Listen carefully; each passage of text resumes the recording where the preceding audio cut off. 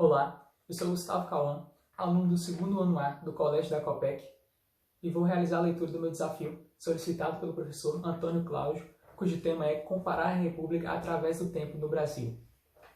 República, um horizonte sem fim. Fitando o Brasil à França, nutre graça, esperança, precedendo o arrebol. Então 7 de setembro, insta 15 de novembro, o republicano sol. O presunçoso Deodoro, tão ligeiro igual meteoro, marcha com intrepidez a favor da causa pública, logo proclama a república, aceita com avidez. Fica extinto o império, elemento deletério para nosso caro Brasil. Então nasce a liberdade, legando à posteridade um Brasil forte e viril. Estas foram as palavras do poeta caetitense Gonçalo do Amarante Costa, em sua obra A República, para descrever a proclamação da mesma no Brasil no ano de 1889. Apesar da riqueza de detalhes referente à época e da presença de uma visão esperançosa na República, engana quem pensa que esse poema é contemporâneo à instauração da mesma por Deodoro da Fonseca. Foi publicado em 1955, e tal visão de um futuro próspero para a pátria brasileira era, na verdade, uma angústia do momento em que a poesia foi escrita. A respeito do novo modo político do Brasil, já se sabia naquela altura como fora pensada e como realmente ocorrera, mas o sonho de como poderia ser ainda estava vivo, como continua até os dias de hoje. Um horizonte em que a prosperidade possa ser alcançada, e o que nos parece uma utopia de Brasil forte e viril. O fim do Império representava um avanço, o abandono de uma âncora que nos prendia ao mar de regressão dos tempos coloniais, como expresso pelo poeta ao chamá-lo de elemento deletério. Ironicamente, esse período repleto de novas esperanças e desejos seria chamado posteriormente de República Velha. Tal período, marcados pelos laços oligárquicos que realizaram sucessões no poder através da chamada política café com leite, em referência aos estados de São Paulo e Minas Gerais. Mas não somente os grandes cargos eram reféns de grupos restritos, as políticas regionais eram definidas pelas influências também.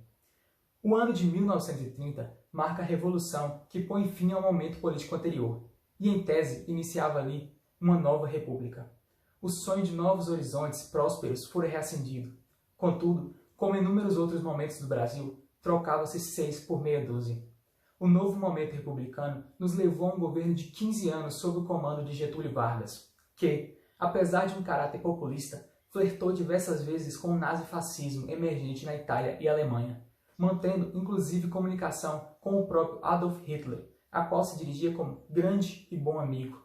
Apenas o interesse econômico e as relações com os Estados Unidos enfraqueceram tais relações. Retornemos ao ano a que Gonçalo Costa publicava sua poesia, 1955, ano em que JK assumiu o poder com a premissa de desenvolver 50 anos em 5, o que criava novamente uma ilusão.